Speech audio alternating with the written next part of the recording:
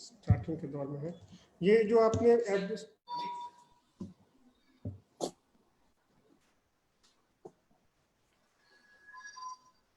नमस्कार, मैं Amit Sharma IIMT group की ओर से आपका स्वागत करता हूं।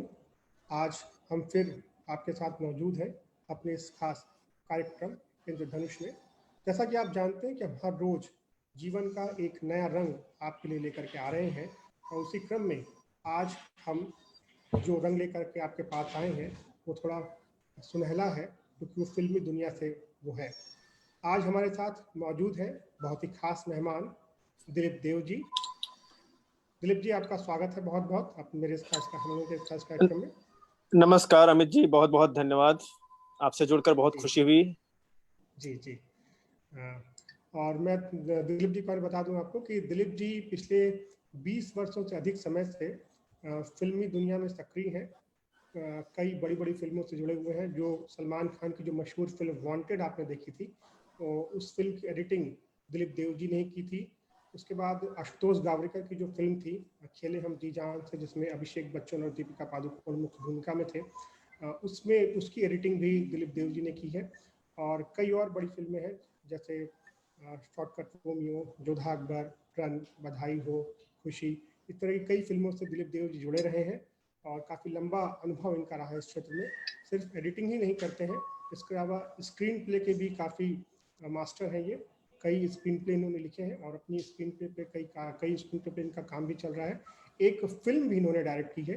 अब एडिटिंग के बाद डायरेक्शन की दुनिया में भी इन्होंने कदम रखा है, और इनकी पहली फिल्म जो है अनवांटेड, वो कई फिल्म समारोह में, फिल्म फेस्टिवल्स में दिखाई गई है, और अब ये उसे बड़े पर्दे में उसका बड़े पैमाने पर प्रदर्शन करने की तैयारी में है। कई OTT प्लेटफॉर्म पर बातचीत चल रही है, और उम्मीद है कि बहुत जल्दी आपकी फिल्मों में दिखाई पड़ेगी दिलीप जी। जी जी, बिल्कुल दिखाई पड़ेगी, और हम लोग बिल्कुल कोशिश कर रहे हैं इसको जल्दी लाने के लिए, अनवांटेड की। लेकिन देखिए, हमारी जैसी आदत होती है बोलने की, सॉरी, मैं आप थोड़ा बहुत बता दूं कि दिलीप जी का और भी, दिलीप जी जो है वो रांची के रहने वाले हैं मूलतः। रांची से इन्होंने अपनी पढ़ाई लिखाई की है, और एक मिडिल क्लास फैमिली से शुरू होकर रांची से जो इनका सफ़र शुरू हुआ था, वो जो इनके सपने थे इनकी आंखों में, वो आखिरकार पूरे हुए। और आज फिल्मी दुनिया में बॉम्बे मुंबई में जो हमारा बॉलीवुड है, उसमें इन्होंने अपनी पहचान बनाई है, काफ़ी सफलता से अपनी पहचान बनाई है। काफ़ी सारा काम इन्होंने किया है।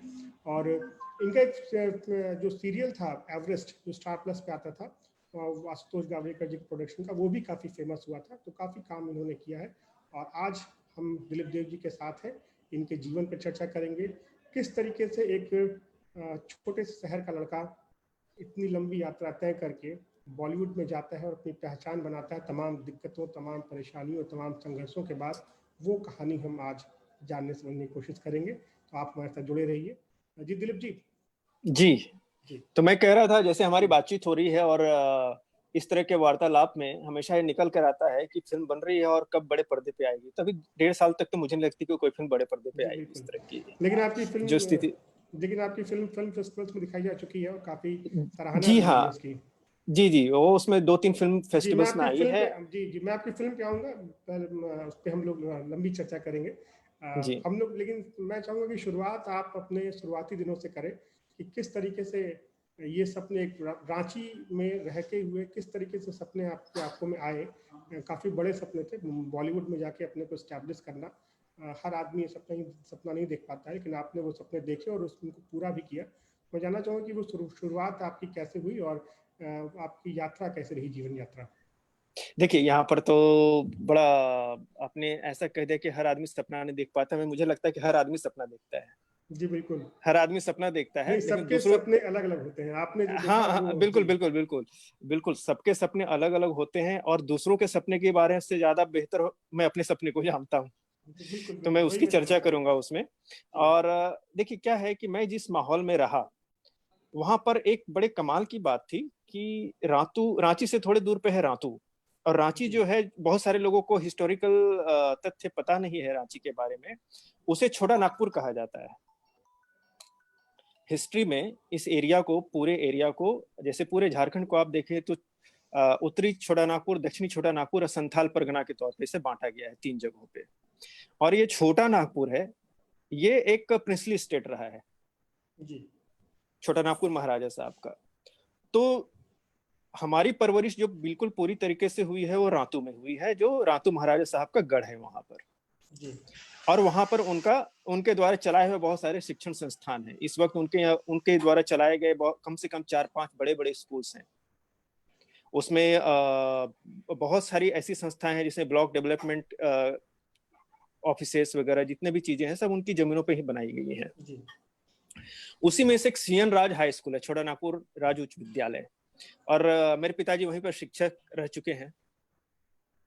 तो उस हाई स्कूल की एक बड़ी खासियत थी कि उस छोटे से सुदूर जगह पर भी बहुत बड़ा हॉल था, और उस हॉल में सारे स्टूडेंट जमा होते थे, और उसमें हम लोगों को थोड़ा सा प्रिविलेज हो जाता था कि हम टीचर्स के बच्चे हैं तो हम भी घुस जाते थे वहां पे, और वहां पे फिल्में दिखाई जाया करती थी। तो हर महीने एक फिल्म दिखाई जाती थी। मुझे सिर्फ एक या दो फिल्म का नाम, आई थिंक नाम भी मुझे याद नहीं है अच्छी तरीके से बचपन में, लेकिन उस फिल्मों को देख के बचपन से ही वो जो हुआ, जब टीवी का दौर भी नहीं था उस वक्त फिल्म देखा करते थे वहां पर। और वो ऐसा इलाका था कि एक कस्बे के जैसा था, आज भी वो कस्बे के जैसा है, और इतने सालों के बाद भी म्युनिसिपल एरिया से बाहर है, रांची के इतने करीब रहने के बावजूद। तो आपकी आवाज आ रही है मेरी? जी जी बिल्कुल, आपकी आवाज आ रही है, बिल्कुल। हाँ हाँ। तो वहां पर ये मजा आया कि फिल्म से जुड़ने का मौका बहुत आरंभिक दौर में ही लग गया, और हमारे बहुत सारे सीनियर्स थे जो, जिन्हें हम कहे कि हमारे यहाँ जो भी सीनियर्स हुआ करते हम उन्हें भैया कहा करते उस वक्त। तो उन भाइयों में से एक एक ग्रुप था जो रातू नव युवक संघ था। तो वहां पर बहुत सारे ड्रामा, म्यूजिक, बहुत सारे रामनवमी में कार्यक्रम हुआ करते थे, और उसमें हर तबके के लोग होते थे। तो बचपन से उसे देख देख कर बड़ा हुआ, और एक इच्छा होती थी कि उनके स्टेज में एक दिन खड़ा होऊंगा। तो मेरी सबसे पहली जो सपनों की जो दुनिया थी वो ये थी कि उनके स्टेज में कभी खड़ा हो जाऊं। तो उसी स्टेज में खड़ा होने के दौर में करीब मैट्रिक जब किया मैं, तो मैट्रिक तक तो 10th तक स्कूल में प्रोग्राम होते रहे, तो काफी एक्टिवली पार्टिसिपेट किया प्लेज वगैरह में, और थोड़ा सा नटखट था तो बहुत जल्दी लीड रोल वगैरह मिल जाया करते थे। और उसी दौरान फिर जब मैट्रिक किया तो फिर मैं उस जो वहाँ की एक संस्था थी, बाद में उससे अलग होकर बनी नवयुवक संघ से, वो संस्था थी बिल्कुल नाट्य संस्था थी वो, मंत्रणा, जो हमारे बहुत सीनियर्स भाइयों ने, जो हमसे भी करीब 10-15 साल बड़े हैं, उन लोगों ने शुरू किया था। और वहां से जुड़कर मैंने स्ट्रीट प्ले वगैरह करना शुरू किया। इनफैक्ट अगर मैं कहूँ तो जब स्कूल में था तो प्ले लिखने की कोशिश हुई थी, लेकिन जो पहला प्ले, जो सबसे बड़ा प्ले लिखा, वो इस संस्था में लिखा मैंने, और वो संभव नहीं होता अगर संस्था के बड़े भाइयों ने सहयोग नहीं किया होता। तो एक स्ट्रीट प्ले हमने वहां पर किया, और उस वक्त याद होगा शायद एक बहुत बड़ा फेस्टिवल हुआ था, गुंज फेस्टिवल, पूरे झारखंड में उस वक्त, जब वो बिहार का ही पार्ट था उस वक्त। तो गुंज महोत्सव हुआ था, और वहां पर हम लोगों ने उस प्ले को लेकर पार्टिसिपेट किया था। टाटा में हमने पार्टिसिपेट किया, उसके साथ ही उसका सिलेक्शन हुआ। तो वो क्या था, सोशल इश्यू पे, कई सोशल इश्यूज के ऊपर बेस्ड थे वो चीज। तो बहुत सारे उसके मंचन हम लोगों ने बहुत सारे गाँवों में किया उसका। तो इस तरह से आप कहे तो वर्कशॉप जो था उस गांव से शुरुआत हुई मेरी, नाटक के तौर पे, और वो एक्टिंग के तौर पे भी थोड़ी बहुत राइटिंग हो जाती थी बस। वहां से शुरू होते हुए टेलीविजन में पहुंच गया, रांची दूरदर्शन में। वहां पर एक दो प्ले किए, और जब वहां पर लोगों को लगा कि मैं कुछ कर सकता हूं, तो उन लोगों ने मुझे थोड़ा सा प्रमोट करते हुए, मुझे थोड़ा सा पुश करते हुए, उन लोगों ने DD1 की एक सीरियल बन रही थी बनारस में, और उस वक्त की सबसे बड़ी सीरियल थी ये, गली आगे मुड़ती है। शिवनाथ सिंह जी का उपन्यास है वो, और जिसे ज्ञानपीठ पुरस्कार भी मिला है। तो बनारस के ऊपर ही है, जो छात्र आंदोलन के वक्त ये उपन्यास लिखा गया था, इसका बेस छात्र आंदोलन रहा है। तो उस पर काम करने के लिए हम लोग, कुछ लोगों का सिलेक्शन हुआ, और हम चले गए वहीं पे, बनारस में रहे 3 महीने तक, और थोड़े से एक छोटा सा पात्र किया। और वहीं पर एक एपिसोड डायरेक्टर एन जोशी, तो श्रीधर एन जोशी जो एपिसोड डायरेक्टर थे, ये FTI के पास आउट थे, और उस वक्त वो जयपुर दूरदर्शन में थे। तो इस सीरियल को करने के लिए बहुत सारे दूरदर्शन, जैसे कि गोरखपुर दूरदर्शन, बनारस, जयपुर और रांची दूरदर्शन, यहाँ के डायरेक्टर्स को बुलाया गया था, और ये एक कलेक्टिव तौर पे इसको बनाया जा रहा था। तो श्रीधर एन जोशी मुझसे प्रभावित हुए उस वक्त मेरी मेहनत से, क्योंकि हम ऐसे इलाके थे से जहाँ पर एक्टिंग तो करना है लेकिन हम फिजिकल लेबर भी बहुत जम के दौड़ दौड़ कर किया करते कि आगे करना है तो कुछ तो करना है, आगे पहुंचना है तो लेबर बहुत ज्यादा करना पड़ेगा। तो प्रभावित हुए और उसके बाद पूछे कि करना क्या चाहते हो आखिर, यहाँ तो एक्टिंग बाकी लोग भी कर रहे हैं लेकिन वैसे नहीं कर रहे हैं जैसे तुम कर रहे हो। तो मैंने कहा कि सर मुझे स्टोरी टेलर बनना है। तो बोले एक्टिंग डिफरेंट है, स्टोरी टेलर डिफरेंट है। स्टोरी टेलिंग में डायरेक्शन है, तो और अगर डायरेक्शन करना चाहते हो तो इसकी शुरुआत आप सीख सकते हो एडिटिंग में, संपादन।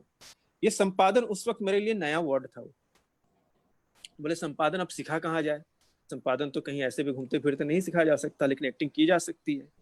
बोले कि नहीं, एक रास्ता है कि तुम एफटीआई चले जाओ, film television institute of India, Pune. बोले वाह, बहुत अच्छी बात है। तो इस दौरान क्या होता था कि मैं एनएसडी की भी तैयारी कर रहा था और एफटीआई में भी आया। एफटीआई की आने से पहले मैं ऑलरेडी एंट्रेंस दे दिया एक बार। तो कमाल की बात यह है, जो कहते हैं कि बहुत सारी ब्लेसिंग्स होती है जो ना होने में होती है, तो इन दोनों ही जगहों पे मैं फेल हुआ हूँ, एफटीआई और एनएसडी। एनएसडी 2 बार फेल हुआ हूँ, एफडीआई 1 बार फेल हुआ हूँ। दूसरी बार फेल होने का मौका नहीं मिला क्योंकि अपीयर ही नहीं हुआ। तो एफटीआई गया मैं, उसके बावजूद ये देखने के लिए गया जब मैंने मेरी एजुकेशन कंप्लीट हो गई, पोस्ट ग्रेजुएशन कंप्लीट हो गया 2000 में ही, आई थिंक, हाँ 2000 में। तो उस वक्त एफटीआई गया और ये देखने के लिए गया कि उस इंस्टीट्यूट को तो जान लो जिसके लिए मैं अगले साल अप्लाई करने वाला हूँ। तो वहां पर श्रीनिवासन जी थे, एडिटिंग एचओडी। और चूंकि ये जो टेलीविजन वगैरह काम किया था, तो एक मेरे पास एक एक्सपीरियंस था जिसकी वजह से उन्होंने मुझसे बातचीत की, बहुत अच्छे से बातचीत की और मुझे गाइड करते हुए कहा कि देखो, अगर नेक्स्ट ईयर आप संपादन का कोर्स करने के लिए अप्लाई करना चाहते हो तो पहले तो सिलेक्शन होगी, उसके बाद करोगे आप, ठीक है। दूसरी चीज ये है कि उन्होंने बिल्कुल प्रैक्टिकल तौर पे मुझे समझाया कि इतनी सीट्स हैं, इतने लोग अप्लाई करते हैं, इसमें से इतने का सिलेक्शन होता है और इतने लोग कोर्स कंप्लीट करते हैं।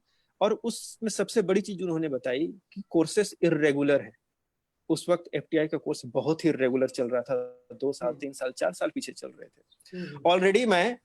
हम केवल मैं नहीं, हमारे टाइम जो था 90s के सारे लोग, जितने भी लोग बिहार में थे, 2 साल अपने करियर में पीछे चल रहे थे क्योंकि सारे सिलेबस यूनिवर्सिटीज में पीछे चल रहे थे उस वक्त की पॉलिटिकल स्थिति ऐसी हो गई थी कि एजुकेशन पे बहुत ज्यादा प्रभाव पड़ा था और सारे लोग 2-2 साल 3-3 साल पीछे चल रहे थे। वो करीब 2000 आते आते आते तक वो थोड़ा सा वो कोर्स टाइम पे होना शुरू हुआ था। तो फिर से आपको अपने कुछ सर्टिफिकेट्स पाने के लिए फिर से वो अपने 2-4-5 साल खत्म करना काफी मुश्किल लग रहा था। बोले कि कब कोर्स शुरू होगा, जब शुरू होगा तो कब कंप्लीट होगा ये भी बताना मुश्किल है।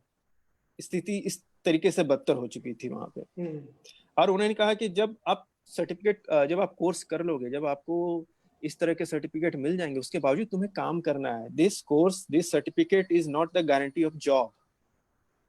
ये सिर्फ आपके एजुकेशन को बढ़ाता है, बाकी काम तो आपको वापस से फिर से अप्लाई करना है और खोजना है। तो मुझे लगा कि वहां पर फिर मुझे अपने कस्बे वाली जिंदगी याद आई कि एजुकेशन लेने से बेहतर है जहां काम करना है वहीं पर घुस के उसी की एजुकेशन ली जाए, काम करते हुए, भले ही बिल्कुल नीचे से शुरुआत की जाए।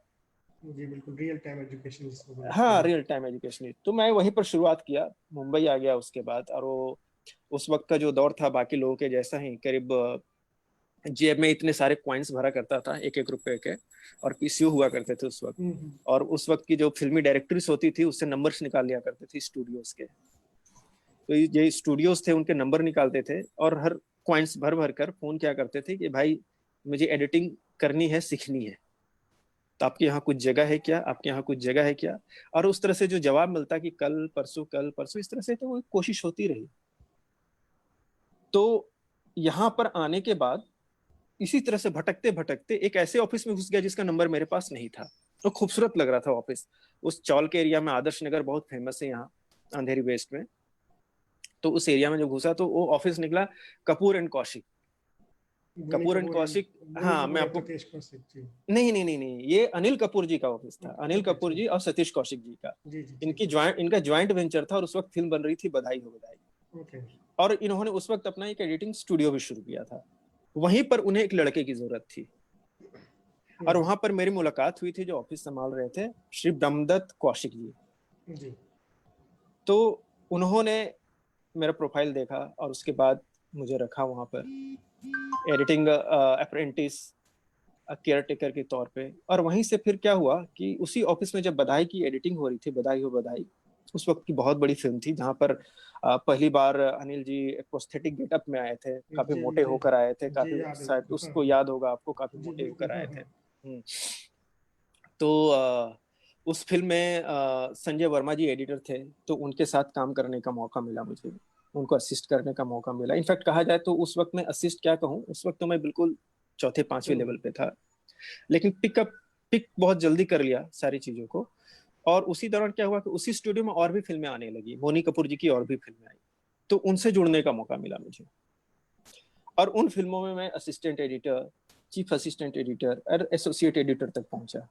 तो वो जो मेरी जर्नी थी 2001 से शुरू हुई और 2005 आते तक एसोसिएट एडिटर बना मैं नो एंट्री फिल्म में।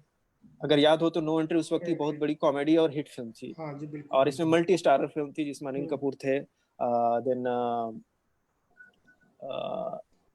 दो और लोग थे, फरदीन खान और एक बिपाशा बसु वगैरह थे, ये सारे लोग थे। सलमान खान, इनफैक्ट सलमान खान जी को कहते हैं, हाँ सलमान खान। तो ये बहुत बड़ी फिल्म थी। जी हाँ, ये बहुत बड़ी फिल्म थी, अनीस बज्मी जी की फिल्म थी। हाँ हाँ, और बोनी कपूर प्रोड्यूसर थे इस फिल्म के। तो क्या हुआ था, इस फिल्म की भी एक अजीब कहानी थी। उस दौर पे ऐसा हो गया कि 2-3 फिल्में ऐसी थी जिसमें एडिटर फाइनल होने से पहले मैं बिंग असिस्टेंट एडिटर चला जाता था, काम शुरू करता, उसके बाद एडिटर आया करते थे। इस फिल्म को करते हुए मैंने बोनी जी से कहा था कि मैं इतना कुछ कर लिया हूं तो एडिटर आप मुझे ही रख लो अब। तो उन्हें कुछ कंफ्यूजन हुआ, उसके बाद बोला अच्छा तो तुम दिलीप हो, थोड़ा सा कंफ्यूजन हो गया, नेक्स्ट फिल्म में तुमको एडिटर लेता हूं। तो ऐसी बात हुई। जब ये फिल्म कंप्लीट हुई 2005 में अगस्त में ये फिल्म रिलीज हो गई। और उसी वक्त आपको आई थिंक 2005 या 2006 की बात थी ये शायद, जब हाँ 2005 या 6 की बात थी। तो ये सारी चीजें हुई और जब मुंबई में फ्लड भी हुआ था, बहुत ज्यादा फ्लड हुआ था उस वक्त। तो ठीक इसके बाद बिहार का इलेक्शन था जी। और ये ऐसा दौर था कि 2001 से लेकर 2005 तक मैंने लगातार काम किया। लगातार मतलब कि उस वक्त मैं घंटों की परवाह नहीं करता था। तो शायद इसी का नतीजा है कि आप मेरे बाल कम देख रहे हैं। नींदें नहीं पूरी होती थी तो कहा जाता है कि बाल झड़ने का सबसे बड़ा रीजन होता है कि नींद पूरी ना होना। तो इस दौर में फिर 2005 में मैं एक कैमरा लिया लोन पे और मैं बिहार भ्रमण पे निकल गया जी। आखिरी देखिए क्या होता है कि ऐसी जमीन से आया हूं कि रग रग में वहां की मिट्टी भरी हुई है। तो जब तक अपने राज्य को ना देखे, उस मिट्टी को ना देखे, उस ना घूमे, लोगों से ना मिले, तो ऐसा लगता है जीवन पूर्ण हुआ ही नहीं। तो ये जो 5 साल जो मैं एक कमरे में बंद था, तो लगा कि अब निकलने का मौका है और निकल के जाए कहां। तो सबसे पहले लगा मुझे कि उसी स्टेट पे चला जाए जिस स्टेट ने मेरे 2 साल पीछे ढकेल दिए मुझे जी। और जहां पर वहां पर घूमते हुए मुझे इतने सारे लोगों से मिलने का मौका मिला, जो मैं अगर बताऊं कि ऐसे लोग थे जिन्हें देखकर लगता कि ये तो धोती पे है, कुर्ता में है, अंगोछे में है, और नहीं तो कुछ बिना, जैसे आप देखे कई लोग कुर्ते में भी नहीं है वहां के लोग। लेकिन जब उनसे मिला और उनके साथ घूमा मैं, तो मुझे एहसास हुआ कि बिहार आखिर वो धरती है क्या चीज। वो हर कोई मुझे दार्शनिक नजर आ रहा था। लोग शिक्षा के नाम पे जब मैंने पूछा, और जो वहां की जाति व्यवस्था है उसमें इस वक्त बोलते वक्त मुझे अच्छा नहीं लग रहा है, लेकिन चीजों की जब चर्चा हो रही तो कहना है कि जो वहां पर महादलित कह रहे हैं जिसे, या दलित कह रहे हैं, सारे लोग हैं, सबके पास मैं रहा हूं, उनके साथ उनके घर पे रहा हूं मैं। और उन्होंने जितना मतलब जितना खुलकर मेरा स्वागत किया और रखा, वो एक्सपीरियंस, वो लाइफ टाइम एक्सपीरियंस है मेरे लिए। वो ह्यूमैनिटी का एक्सपीरियंस शायद बड़े लोगों में देखने के लिए कम मिलता है। जो सो कॉल्ड बड़े लोग हम बोलते हैं, जो अचीवर्स जो बोलते हैं हम, उसमें कुछ लोगों में मिलेगा, क्योंकि सारे लोग बुरे नहीं होते, या सारे लोगों में उस तरह की नकारात्मकता नहीं होती। सारे लोग संकीर्ण नहीं होते, बहुत सारे लोग अच्छे होते हैं। वहां पर जो घूमते हुए जो मुझे मिला, जैसे मैं आपको एक एग्जांपल लूंगा, आज तक मुझे उस बुजुर्ग का चेहरा याद है। ये कोल्हुआ एक जगह है मुजफ्फरपुर में, और कोल्हुआ में अशोक स्तंभ है। जी। तो हमारे टेक्स्ट बुक में अशोक स्तंभ का चर्चा था कि ये जो रुपए और जो अशोक स्तंभ है ये कहाँ से आया है। तो ये जो चर्चा हुई, तो हमने मुझे ये देखने की बहुत इच्छा थी कि अशोक स्तंभ होता क्या है। तो मैं कोल्हुआ चला गया था उस वक्त, और ये दिवाली का समय था उस वक्त 2005 में। तो वहीं पर उस कोल्हुआ स्तंभ के सामने में ही कुछ महादलित फैमिली के लोगों का घर है वहां पर। तो उनके साथ मैं रहा, एक फैमिली ने मुझे बिल्कुल अडॉप्ट कर लिया था, ऐसा रखा, और बाकी सारे लोग भी बड़े घुल मिल कर बातचीत करते थे मेरे साथ। तो मैं एक तरफ आप देखे तो एक काल था अशोक का, सम्राट अशोक का एक काल था, जहां पर उसने उस स्तंभ को उस जगह पर स्थापित किया, और उसके सामने समाज के सबसे दलित लोग रह रहे हैं। तो मैं दो काफी कंट्रास्ट ऐसे जगह थी जहां पर मैं रहा। जी बिल्कुल। और मैंने देखा कि जिसे महादलित करके बिल्कुल किनारे रखा गया है, वो उनकी सोच क्या है। उनकी सोच कहीं से भी मुझे नीचे की नहीं लगी, उनकी सोच बहुत ऊपर थी, उनकी धारणा बहुत ऊपर थी। तो ये जो सारी चीजें थी उन्होंने काफी एक आप कहें मुझे बिहार को जानने के लिए काफी मदद की। और इसी दौरान फिर मैं गया गया, और गया में फिर आपसे मुलाकात हुई मेरी। जी, और आपके साथ तो जो घटनाएं हुई तो आज तक भी याद है। शायद बिहार में उस वक्त की सबसे बड़ी घटना थी, लेकिन दबा दी गई उस घटना को। जी, उस घटना को अगर आज की मीडिया होती तो आज शायद पूरी दुनिया में वो खबर होती। हाँ, काफी बड़ी खबर थी। सुरेंद्र यादव जो बाहुबली माने जाते थे, जो पहली बार जेल गए थे, और जो हम लोगों ने न्यूज कवरेज की थी उसी की वजह से वो गए थे। जी, राइट। देखिए क्या होता है कि जब इस तरह की जो चीजें होती हैं, वक्त सबसे बलवान है।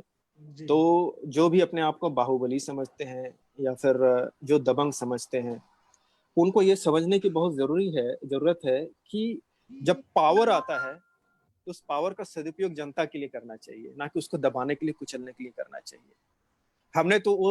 आपने इनफैक्ट कहा जाए, मैं तो न्यूज रिपोर्टर नहीं था, आप थे, आपने कवर करके सब कुछ बताया वहां पर। जी। तो आपने अपनी ड्यूटी की, मैं अपनी खोज पूरी की मैंने, और हम दोनों वहां से निकल गए। जी। अपना काम करके, अपनी जो रिस्पॉन्सिबिलिटी थी वो कंप्लीट करके हम निकल गए। जो वहां पे रहे, जैसे जो लोग वहां पर उस काल को जिन्होंने सफर किया सबसे ज्यादा। जी, क्योंकि हाँ, आप सही बता रहे हैं, क्योंकि जिस दौर की आप बात बता रहे हैं वो बदलाव का दौर था बिहार में। 2005 इलेक्शन जो थे, उसी के बाद सत्ता परिवर्तन हुआ था। जो लालू यादव की करीब 15 सालों की जो सरकार, मतलब 15 सालों का जो शासन रहा था, उसके बाद फिर एनडीए शासन आई। तो एक बदलाव का दौर था वो। और जिस घटना की आप बात बता रहे हैं वो भी महत्वपूर्ण घटना इसलिए थी क्योंकि सुरेंद्र यादव काफ़ी बड़े बाहुबली माने जाते थे।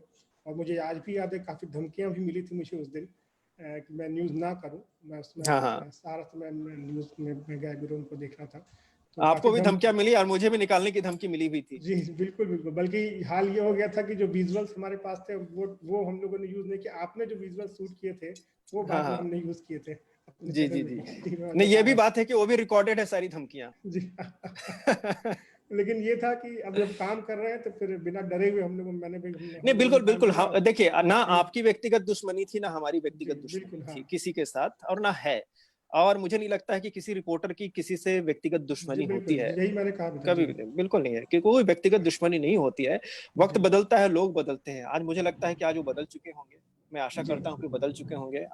आज वहां के लोगों में उनकी इज्जत कुछ और होगी। तो ये सब सारी चीजें हैं, सकारात्मक तौर पे सोचना चाहिए सोसाइटी के लिए, क्योंकि 15 साल की जब सल्तनत खत्म हो सकती है, और जब जीवन खत्म हो सकता है, तो बाकी कौन सी चीज रह गई है हमारे हाथों में। जी, ये सब मगर चीजें मुझे आपकी बात पसंद आई थी वो कि आप मुंबई से आकर के आप बिहार इलेक्शंस को आप जगह जगह जा रहे थे, और जीवन को बिल्कुल वास्तविक रूप में देखना आप चाह रहे थे कि घटनाएं कैसे घटती हैं, जो हम बड़े पर्दे पर, फिल्मी पर्दे पर देखते हैं, जो कई डायरेक्टर्स दिखाते हैं। तो अगर शायद आप उन घटनाओं से जुड़े हुए नहीं हैं, उनसे उनसे आपका वास्ता नहीं रहा है, तो आप उनको सही तरीके से आप पर्दे पे ला नहीं पाएंगे। तो मुझे एक आप में एक जो दृष्टि दिखाई पड़ती थी, वो मुझे बड़ी पसंद आती थी कि आप हर चीज़ को बहुत गहराई से समझना चाह रहे थे और बहुत चीज़ों के बिल्कुल बिल्कुल गहरे में जा करके उन चीज़ों को समझ के जान के आप वो करना चाहते। तो वो याद है मुझे, आपकी बड़ी अच्छी मुलाकात रही थी। नहीं बिल्कुल बिल्कुल। उसके बाद काफी क्या था काफी कि दिन मैं, बीते थे जी। हाँ हाँ, गया में मैं बहुत दिनों तक बिताया, फिर सासाराम में बिताया, जी। और उसके बाद मैं सिवान में भी बहुत समय तक बिताया। ये तो सारी ये जो, जगह काफी हाँ हाँ, टफ जगह थी, मतलब तमाम टफ काफी। जगह, देखिए टफ जगह में इसलिए बिल्कुल थी, और मुझे लगा कि ये साहस मुझे आया कहाँ से। मुझे आज खुद सोचता हूँ कि उस वक्त ऐसा कैसे हो गया कि मैं चला गया उन जगहों पे और अकेले चला गया। जी तो वहां पर अगर आपको पता होगा कि उस दौर में एक बहुत बड़े छात्र नेता थे, चंद्रशेखर। जी बिल्कुल, शिवराम जी की हत्या हो गई थी।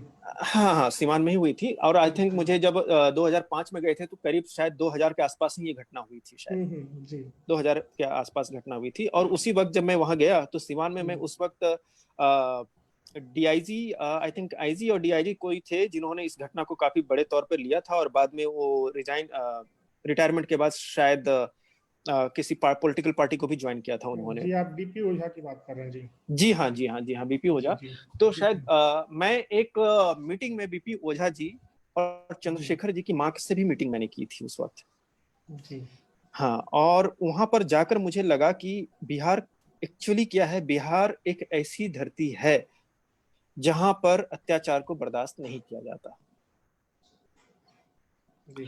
यानी हाँ चलिए, यानी कि आपने जीवन को बहुत नज़दीक से देखा। वापस अगर लौटे हम आपके जीवन पे, तो आपने जीवन को बहुत नज़दीक से देखा, और मुझे लगता है कि वो जो जो आप लंबा आपने समय बिताया, बिल्कुल ज़मीनी स्तर पे चीज़ों को देखा समझा, उसका बड़ा फ़ायदा मिला क्योंकि उस समय भी आपके आपके मन में था कि आपको अपनी फिल्म बनानी है।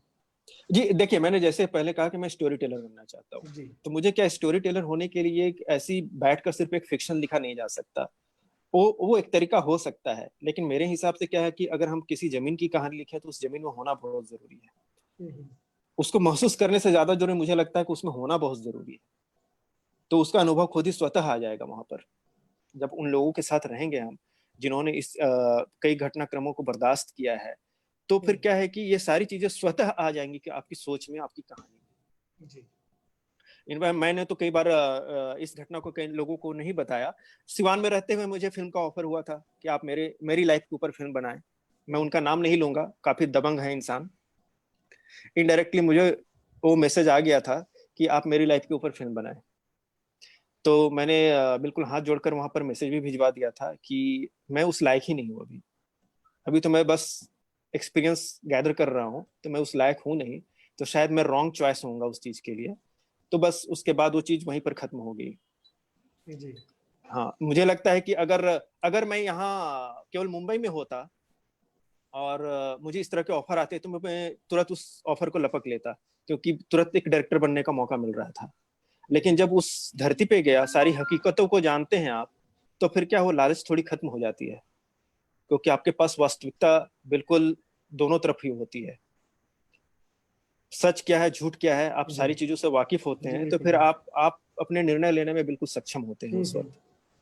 तो मुझे लगा कि वाकई में ये जो भ्रमण था मेरा बिहार का, हम्म। ये मुझे मेरे व्यक्तित्व के निर्माण में, मेरे डिसीजन मेकिंग में हमेशा अहम इम्पोर्टेंट रोल जी प्ले करता है। जी। तो फिर ये आपकी जो आपको वांटेड में जो मौका मिला, जिसमें पहली बार आपका नाम पर्दे पे आया और फुल फ्लेज्ड आपने मतलब ये किया, वो कैसे हुआ?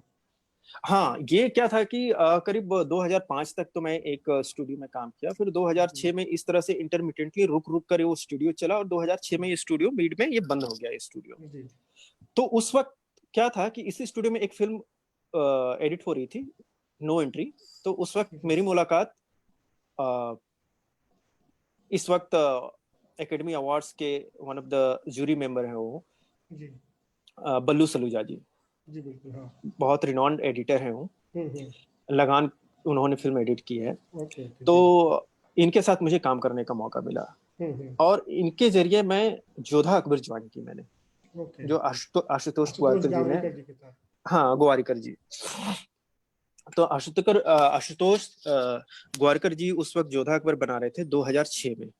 ये सब उस वक्त मैंने तस्वीरें भी उनको हैं आपकी। मैं ब्रजेश जी से कहूंगा कि आशुतोष गावड़ेकर जी के साथ कुछ तस्वीरें आपको वो एक बार दिखाएं, ताकि आपको भी कुछ चीजें याद आए, कुछ निकाला अच्छा। जाए जी।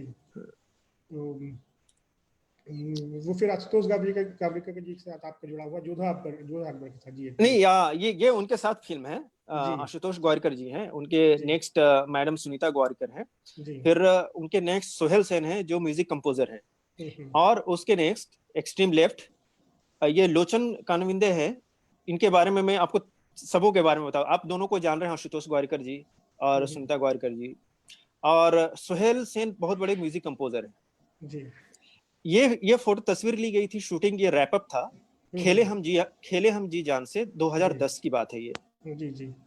उस वक्त इस फिल्म को मैं एडिट कर रहा था। हम्म।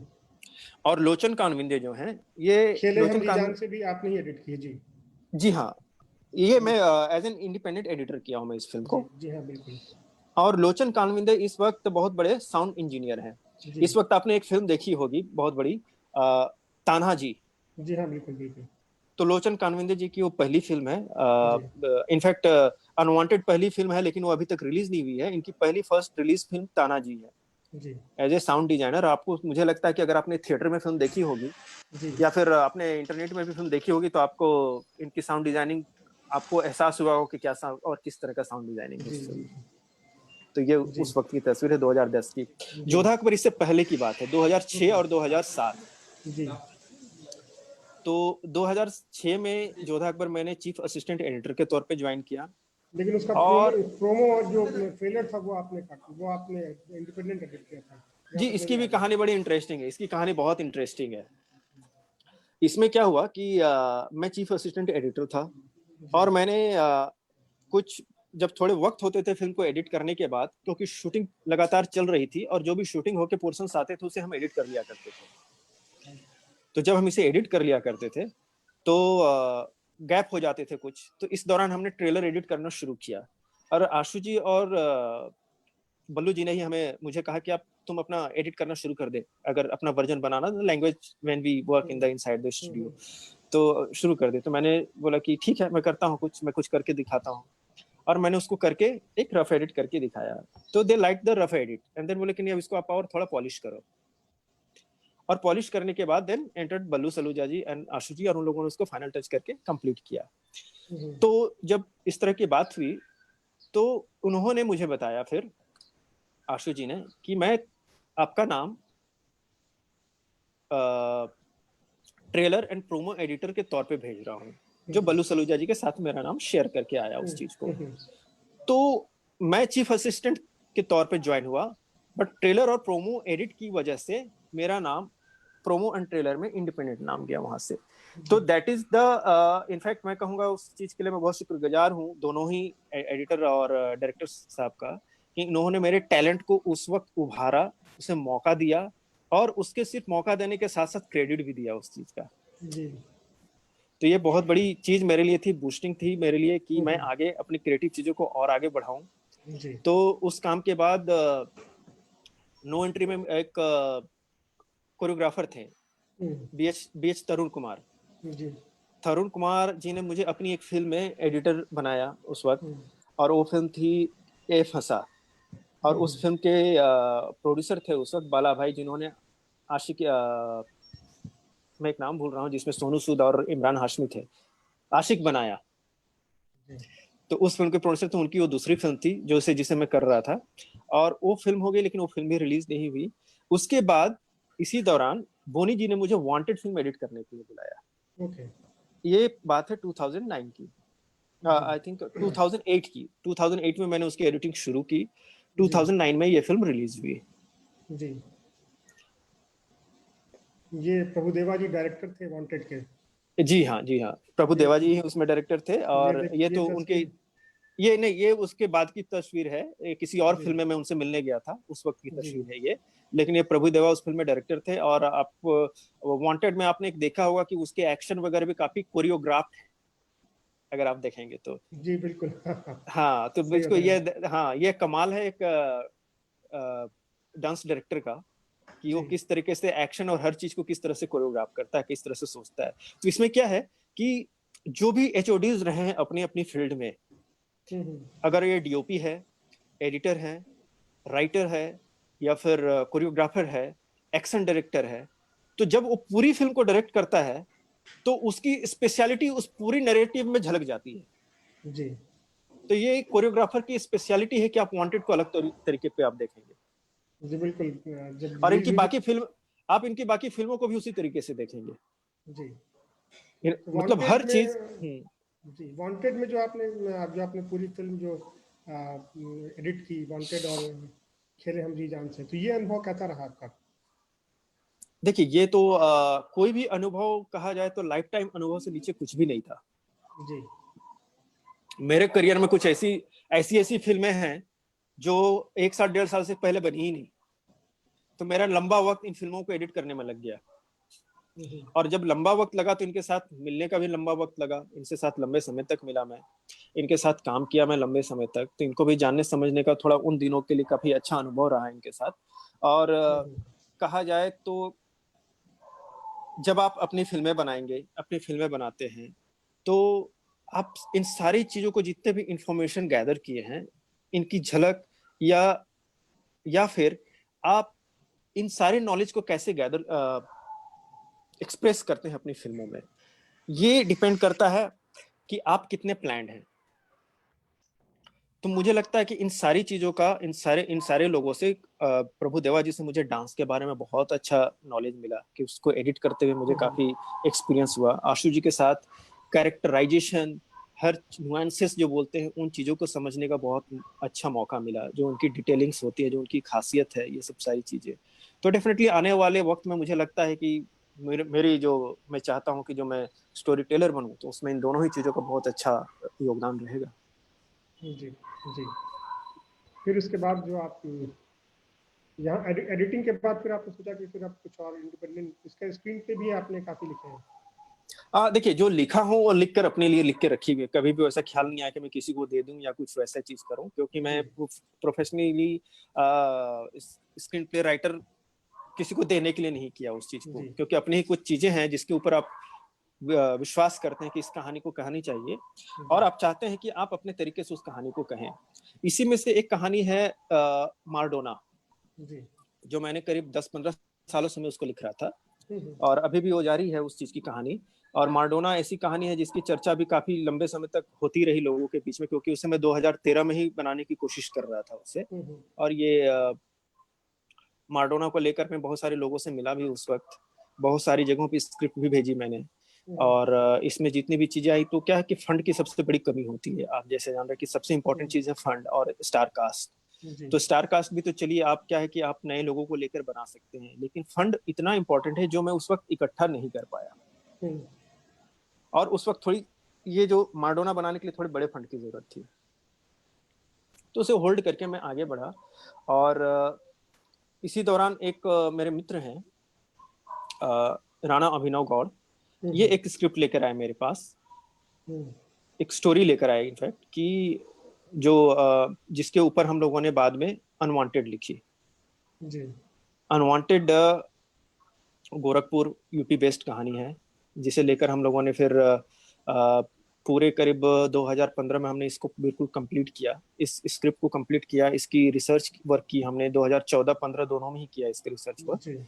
और फिर इसको हमने करने के लिए 2016 में शूटिंग में गए इस चीज को करने के लिए। तो क्या है कि पूरी तरीके से इंडिपेंडेंट फिल्म है, ये भी हम तब शूट नहीं कर पाते, क्योंकि हमें फिर से इसमें क्या हुआ, हमारे जो पार्टनर प्रोड्यूसर थे वो लोग एक एक करके किनारे हो गए यहाँ पे। तो हम जिस मंझधार में फंसे हुए थे, वहां पर हमारी इस वक्त मैं कहूंगा कि हमारी वाइफ यहाँ पर सेवियर बन के आई, मधुमिता राय। इस फिल्म की प्रोड्यूसर वही है? जी हाँ, ये इस फिल्म की प्रोड्यूसर वही हैं। और मैं आपको बता दूं उनके बारे में कि मधुमिता राय कोलकाता में एक government ministry of steel, government of India में जॉब कर रही थी। By profession she is company secretary, but she like the story and she like the team above all, कि हमारी टीम में जितने लोग थे सारे लोग नए, जी जी पहले काम किया है लोगों ने। जाहिर सी बात है, आपको तो लाइक किया ही।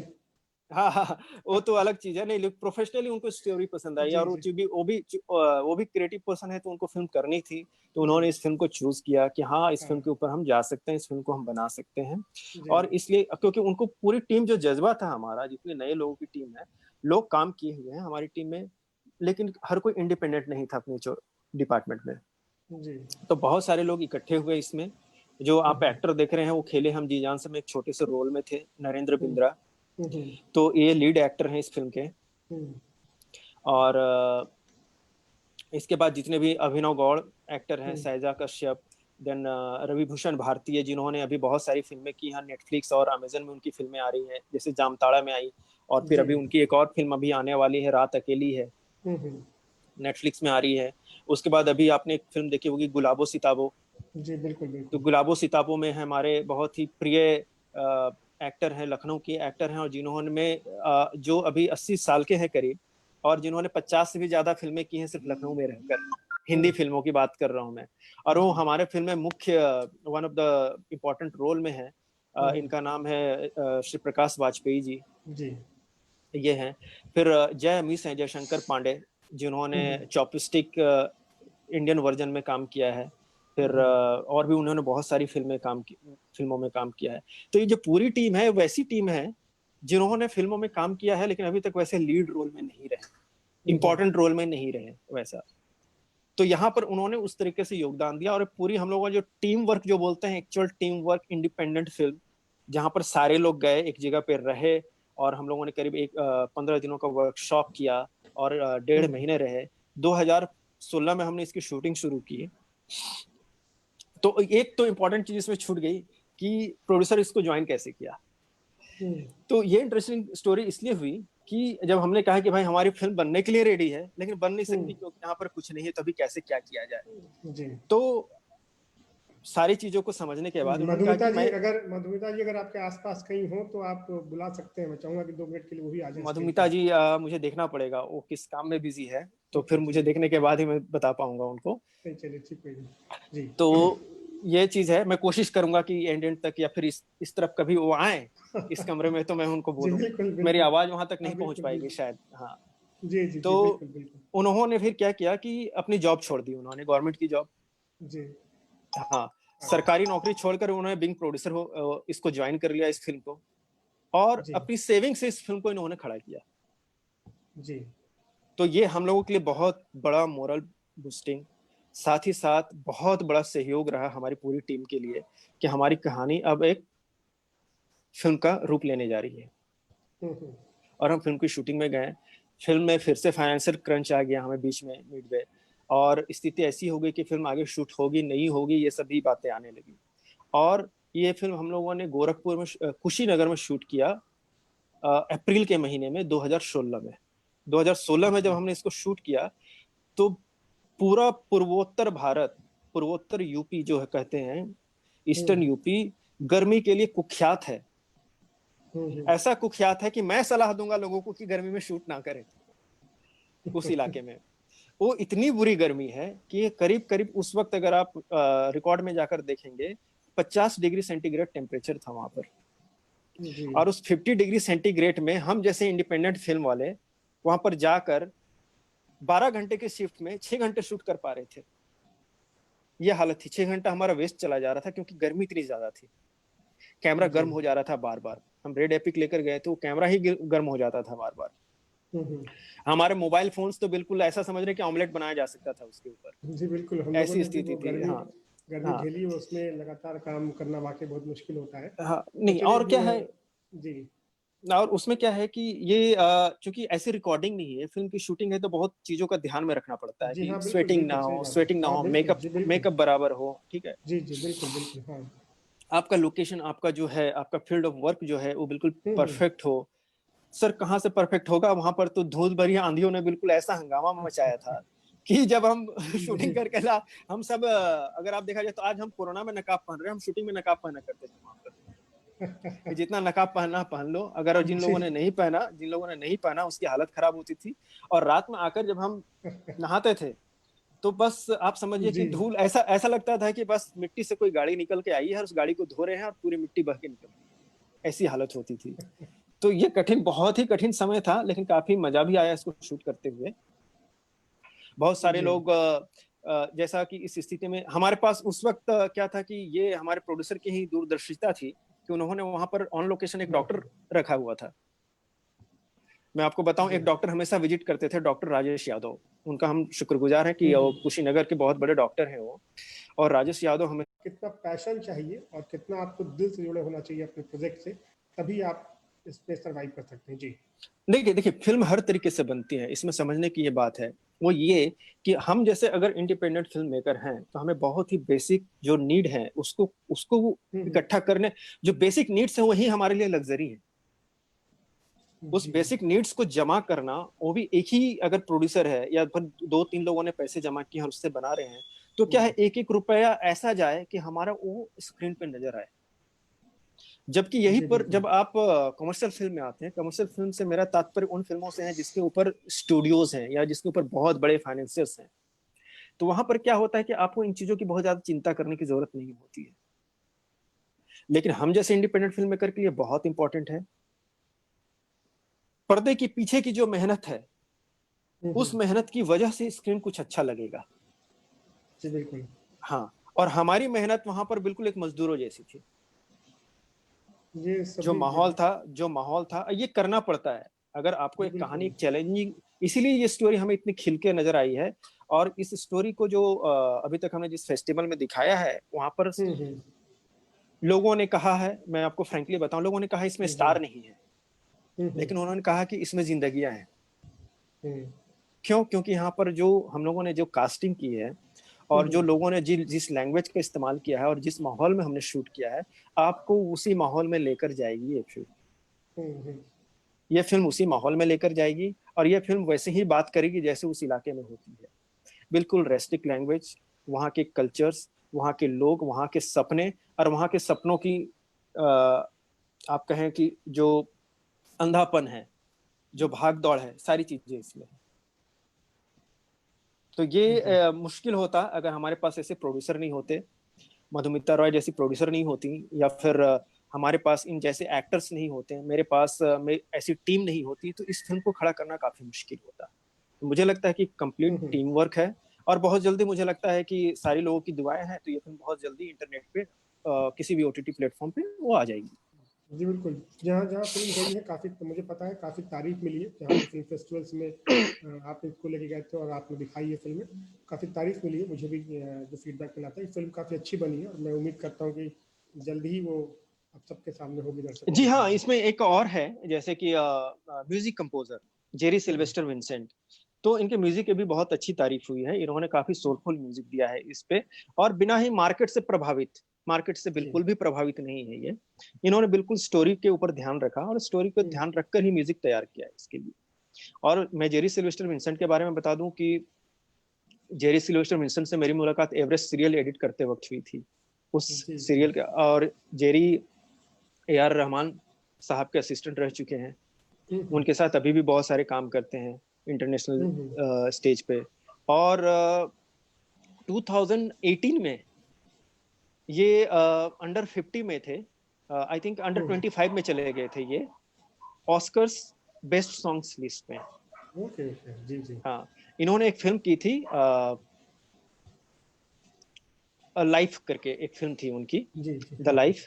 और उस द लाइफ के लिए उन्होंने उनके पास एक सॉन्ग था, और उस हम्म। सॉन्ग के लिए उस सॉन्ग को सेलेक्ट किया गया था ऑस्कर्स के लिए, और उसमें जो सिंगर थी लविता लोबो, वो भी उस सॉन्ग के लिए सेलेक्ट हो गई थी। ओके। चलिए तो तो ये इतनी बड़ी अचीवमेंट थी हमारी टीम के लिए। और जितने जी भी टैलेंटेड लोग हैं, क्योंकि उसके बाद जेरी ने भी बहुत अच्छे अच्छे काम किए हैं, जी। और जितने एक्टर्स हैं वो काम कर रहे हैं, बाकी के टीम मेंबर्स जो हैं, टेक्नीशियंस जो हैं, वो लोग काम कर रहे हैं। तो ये एक ऐसी आप कहें तो आज के टाइम पे अगर मैं बात कहूँ तो मैं बहुत अच्छी बात कहूंगा कि ये पूरी फिल्म आउटसाइडर्स की है। जी बिल्कुल। तो अच्छा, चलिए आप बात निकली है तो मैं आपसे जरूर ये बात इस वक्त जानना चाहूँगा कि अभी नेपोटिज्म और ग्रुपिज्म में बहुत चर्चा हो रही है जी। सुशांत सिंह राजपूत की सुसाइड के बाद। तो हम्म। आप तो फिल्म इंडस्ट्री के अंदर रहे, आपने कभी महसूस किया है या क्या चीज़ें हैं कि किस तरीके से आप अपने को इन चीज़ों से इन चीज़ों से उबार पाते हैं, इन चीज़ों से निकाल करके अपने आप को स्टैब्लिश कर पाते हैं और लंबे समय तक कंटिन्यू करते हैं। वो क्या देखिए चीज़ ये है जो आपको निराश नहीं होने देती है और आपको हाँ अपने काम में लगाए रखती है? जी। देखिए बहुत इंपॉर्टेंट चीज है ये। मुझे लगता है कि जब इस इंडस्ट्री थोड़ा में अब कोई भी हमारे पास समय कम है तो मैं थोड़ा संक्षिप्त में ही आंसर चाहूँगा आपको। जी। हाँ हाँ हाँ, इसमें क्या है, लेकिन सबसे पहले मैं एक चीज करेक्ट कर लेना चाहूंगा कि मैं भले ही कहीं पर इस बात को नहीं रखा हूं, लेकिन ये बहुत ही दुर्भाग्यपूर्ण है सुशांत सिंह जी का जाना। लेकिन एक साथ ही मैं ये भी कहूंगा कि मैं इसे हत्या आत्महत्या किसी भी तरीके से नहीं देखता हूं। इसे जब तक पुलिस की रिपोर्ट नहीं आ जाती, इन्वेस्टिगेटिव एजेंसी की रिपोर्ट नहीं जी, आ बिल्कुल जाती, सही इसे बात हमें आप बोल किसी रहे भी हैं। दोनों में तो कहीं मैं भी इसको नहीं रखना चाहिए। इसे उसी तरह से हाँ, रहने बिल्कुल, देना मैं उन चाहिए। चर्चाओं जो आप बिल्कुल हाँ सही बोल रहे हैं, आप बिल्कुल हाँ सही बोल बिल्कुल। रहे हैं, बिल्कुल सही बोल रहे हम्म हैं। मैं उन चर्चाओं की बात कर रहा हूँ जो उस घटना के बाद जो हम्म नेपोटिज्म और ग्रुपिज्म पहली बार फ़िल्म इंडस्ट्री में इस बात पर इतनी मतलब बड़े तौर पे चर्चा हो रही है। पहले भी बातें होती लेकिन थोड़ा दबे-छिपे होती थी। इस बार देखिए अभी हाँ बरतरफ हो बिल्कुल गई। जी। बिल्कुल बिल्कुल, और अभी बहुत जोरदार तरीके से हो रही है। तो इसमें जी, मैं आपको बिल्कुल। एक चीज बता दूं कि इसके ऊपर मैं स्क्रिप्ट राइटिंग भी कर रहा हूँ इस वक्त। उसी की हुँ। राइटिंग में, जैसे मैंने आपको बताया था कि मैं थोड़ा बिजी चल रहा हूँ, तो जी, इसके हाँ, ऊपर बिल्कुल, बिल्कुल, ये हाँ। भी एक मुद्दा है जिसके ऊपर मैं राइटिंग कर रहा हूँ।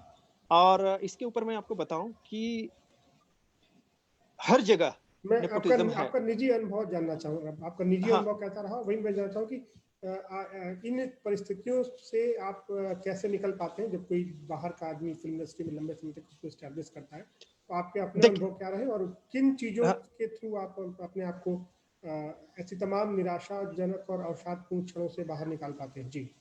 क्योंकि देखिए इसमें लोगों सबसे के सबके ज़िंदगी में आता है। हाँ बिल्कुल, ये सबके जिंदगी में आता है, हर फील्ड में आता है, हमारी फील्ड में भी जी, आता है। जी, और जी, हाँ। हमारी फील्ड में ज्यादा इसलिए आता है कि हम यही सोच के आते हैं कि इस जगह पर सारे हुँ, लोग जो हैं हमारी सेवा करने के लिए, हमें ब्रेक देने के लिए, हमारा गॉड फादर बनने के लिए तैयार हैं। अगर हम ये सोच कर आते हैं तो बहुत गलत है। हुँ, यहाँ पर हर इंसान अपना काम जी। कर रहा है, और हर इंसान जो हुँ, अपना हुँ, काम कर रहा है उसे भी अपनी फैमिली को देखने का हक है।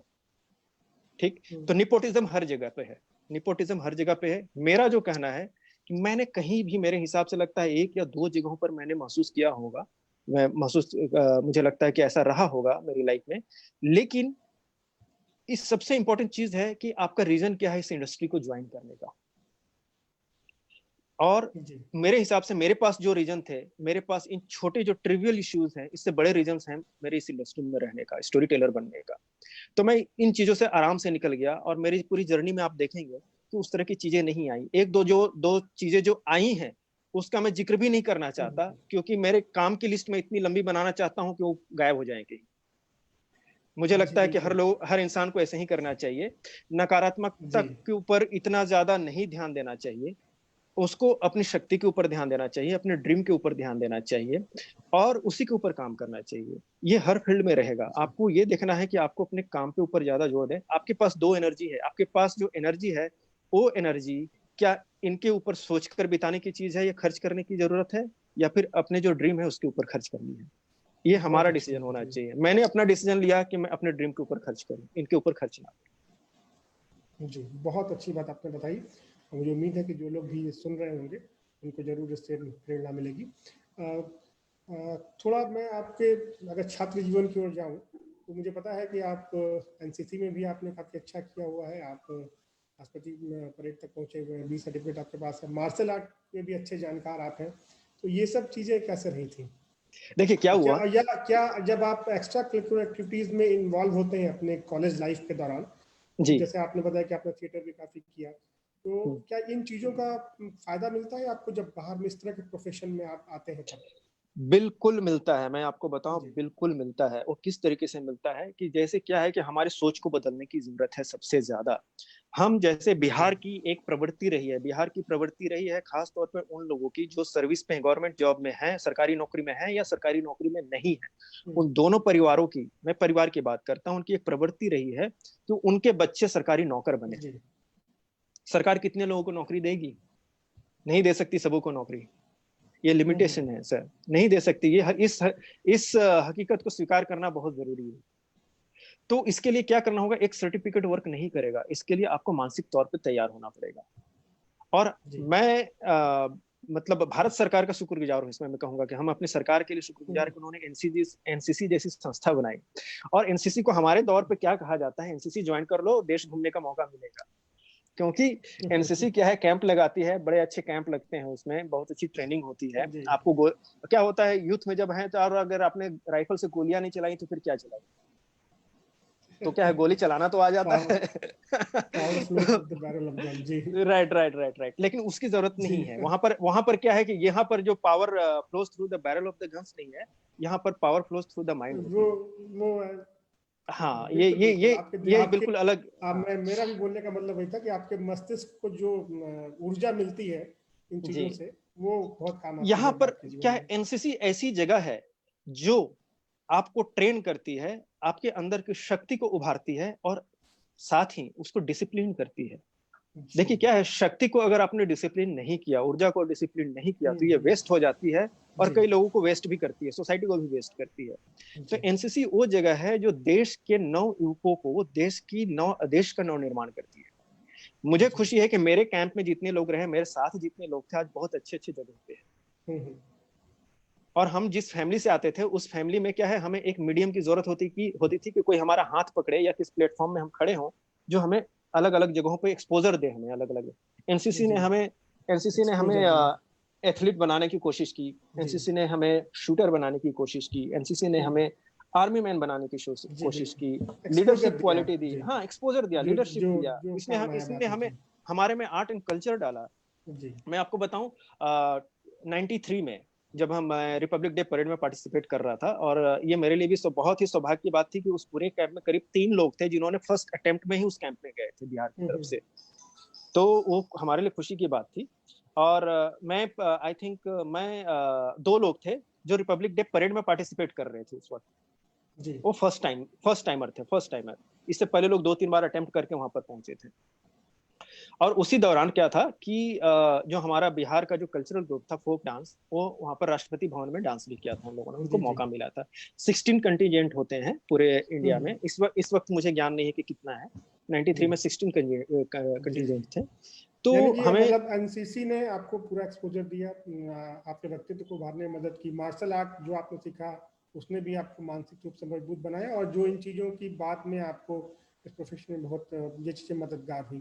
मैं एक और, चूंकि समय की अब कमी है, थोड़ा सा मैं आपको रोकना चाहूँगा कि मैं, लेकिन जो एक इम्पोर्टेंट बात मैं आपसे जानना चाहूँगा, जो नए बच्चे, जो नए स्टूडेंट्स हमारे, वो जो फिल्मों में अपना करियर बनाना चाहते हैं, जैसे कई स्टूडेंट्स हैं जो अभी काफ़ी अच्छा कर रहे हैं, काफ़ी प्रतिभा भी उनमें है, उनको आप क्या बताना चाहेंगे? क्योंकि एक बड़ा सवाल होता है आमतौर पर, जो मिडिल क्लास फैमिलीज होती हैं, जब बच्चा बड़ा होने लगता है तो सीधे सीधे एक गोल दे दिया जाता है कि पढ़ो लिखो, नौकरी करो और जीवन बिताओ।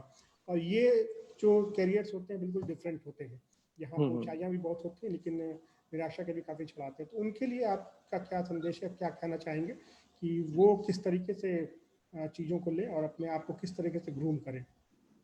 देखिए, इसमें सबसे बड़ी चीज क्या है कि पूरी लाइफ के लिए जितनी जल्दी हो सके एक रीजन तय कर लें कि आप करना क्या चाहते हैं। वो रीजन का होना बहुत जरूरी है।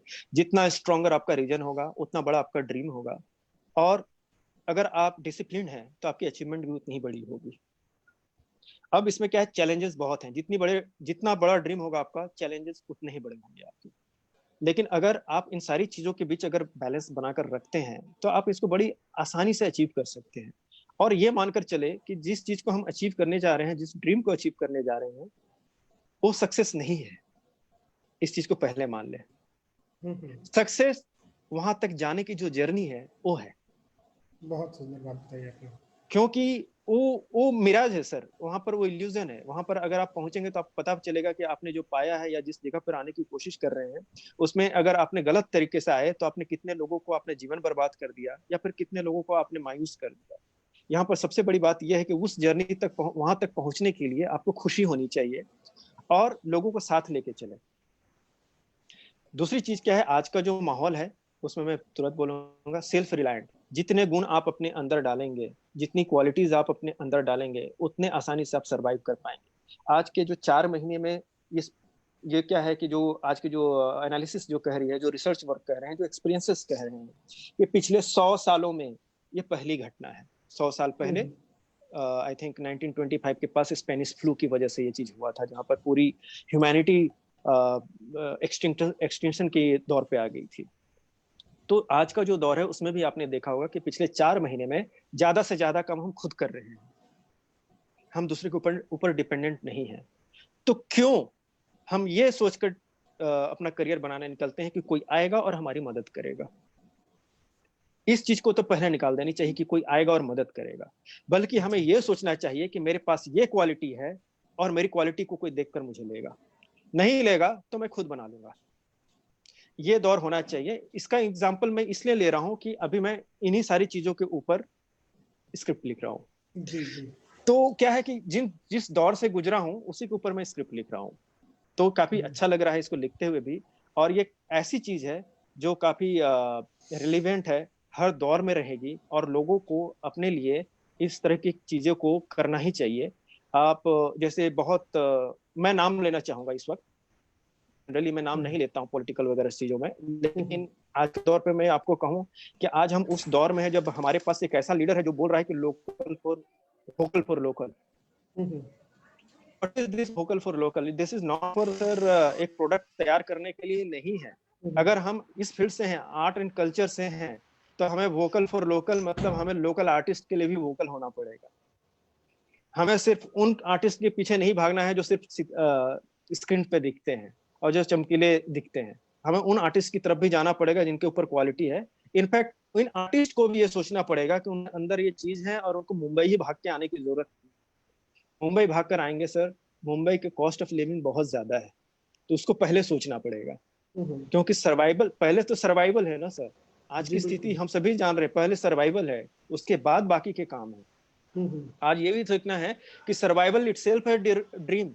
आज लोग बोल रहे हैं कि अगर 2020 को हमने पास कर लिया तो समझ लो आपने एक बहुत बड़ा ड्रीम अचीव कर लिया। इस कोरोना काल में अगर हमने 2020 पार कर लिया, हमारे परिवार में किसी को कुछ नहीं हुआ, हमारी सोसाइटी में किसी को कुछ नहीं हुआ, तो ये अपने आप में बहुत बड़ी अचीवमेंट है। तो क्यों ना हम समझे कि हमारा जो ड्रीम है उसको हम सर्वाइवल बनाएं और उसी तरीके से मेहनत करें जिस तरीके से आज मेहनत कर रहे हैं। जी बिल्कुल। चलिए, आपने तो मुझे लगता है कि हाँ जी, बहुत आपने महत्वपूर्ण बात बताई, बहुत अच्छी बात बताई कि जो आपका डेस्टिनेशन है और उस डेस्टिनेशन तक पहुंचने की जर्नी है, वो जर्नी बहुत इंपॉर्टेंट है। आप गलत तरीकों का इस्तेमाल करके ना पहुंचे वहां तक, निराशा के क्षणों में घिर के ना पहुंचे, उस जर्नी को एंजॉय करें, क्योंकि वो जर्नी ही जीवन की असली खुशी देती है आपको। और ये भी आपने बताया कि बाकी जब चीज़ें मिल जाती हैं तो निराश सी लगती हैं, तो ये बहुत इंपॉर्टेंट बात आपने बताई, ये समझने वाली, जो मेरे ख्याल से नए स्टूडेंट्स को समझनी चाहिए और आपकी लाइफ से रिलेट करेंगे काफ़ी स्टूडेंट्स। तो जाहिर सी बात है, जब आप यहाँ पहुँच सकते हैं तो जो नए स्टूडेंट्स हैं वो भी ज़रूर अपने अपना मुकाम हासिल कर सकते, बना सकते हैं। तो मैं छोटा सा एक मैसेज आपसे चाहूँगा और इस प्रोग्राम को खत्म करना चाहूँगा। जी जी। देखिए क्या है, हाँ, मैं उनको यही कहता हूँ कि अगर मेरी लाइफ से अगर इतना सुनने के बाद, मैं ही नहीं कई लोगों की आप देखिए, क्योंकि मैं भी बड़े बड़े अचीवर्स हैं जिससे मैं सीख रहा हूँ, उसमें सिर्फ यही कहूंगा कि 25-30 साल पहले मैंने ये ड्रीम देखा, आज मैं यहाँ पहुंच गया। आप भी पहुंच सकते हैं। आप ड्रीम देखिए, उसके लिए मेहनत कीजिए, आप पहुंचेंगे। आपको हो सकता है 5 साल लगे, 2 साल लगे, 10 साल लगे, 15 साल लगे, आप पहुंचेंगे जरूर। मैं आपको बता रहा हूं, अगर आप उस ड्रीम के लिए मेहनत करते हैं तो आप वहां पर जरूर पहुंचेंगे। दुनिया की कोई शक्ति आपको मतलब पराजित नहीं कर सकती है। आपको डिले करा सकती है, पराजित नहीं करा सकती। दूसरी चीज, अपने सामने वाले को तरक्की करते हुए देखकर उससे प्रभावित बहुत ज्यादा ना हो। आपको आपकी जर्नी जीनी है, आपको अपनी जिंदगी जीनी है, दूसरों की जिंदगी नहीं जीनी है। बहुत अच्छी बात, बहुत अच्छी बात आपने बताई दिलीप जी। और ये भी एक बहुत इम्पोर्टेंट बात आपने बताई कि अब समय बदल रहा है, बदलाव आ चुका है, टेक्नोलॉजी में भी आया है। जो नए OTT प्लेटफॉर्म्स आ रहे हैं उन्होंने काफ़ी कुछ बदल भी दिया, कंटेंट कहने का तरीका काफ़ी कुछ बदल भी दिया है। तो अब अच्छे कंटेंट की पूछ हो रही है और कोई ज़रूरी नहीं कि बड़ा पर्दा ही एक, जिसको हम कहते हैं 70 mm का पर्दा ही आपके प्रेजेंटेशन का जरिया नहीं रह गया। OTT प्लेटफॉर्म काफ़ी ज़्यादा पॉपुलर हो रहे हैं। तो एक बदलाव का दौर है, नए दौर में जरूर नई चीज़ें मिलेंगी और नए आर्टिस्ट और नए जो प्रतिभावान लोग हैं वो भी जरूर सामने आएंगे, ये उम्मीद हम कर रहे हैं। और आज आपसे बातचीत करके बहुत अच्छा लगा, बहुत महत्वपूर्ण बातें आपने बताई।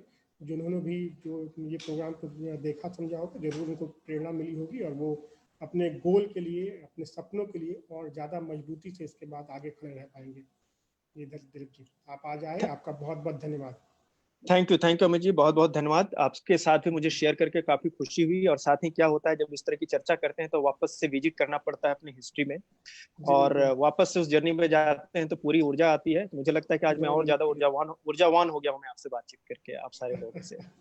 और मैं और देखना चाहूँ कि आज के बाद आपके यहाँ से लोग ऐसे निकले जिनकी कहानी सुनकर और जिनके बारे में जान मैं वापस से, हाँ बिल्कुल बिल्कुल, मैं ऊर्जावान वापस होता रहूँ उनसे, उन युवाओं से प्रेरित रहूँ मैं। जी, मैं उम्मीद करता हूँ कि जब ये नए स्टूडेंट्स आप तक पहुंचेंगे और आपसे मदद मतलब चाहेंगे तो आपकी तरफ से मदद जरूर मिलेगी उन्हें।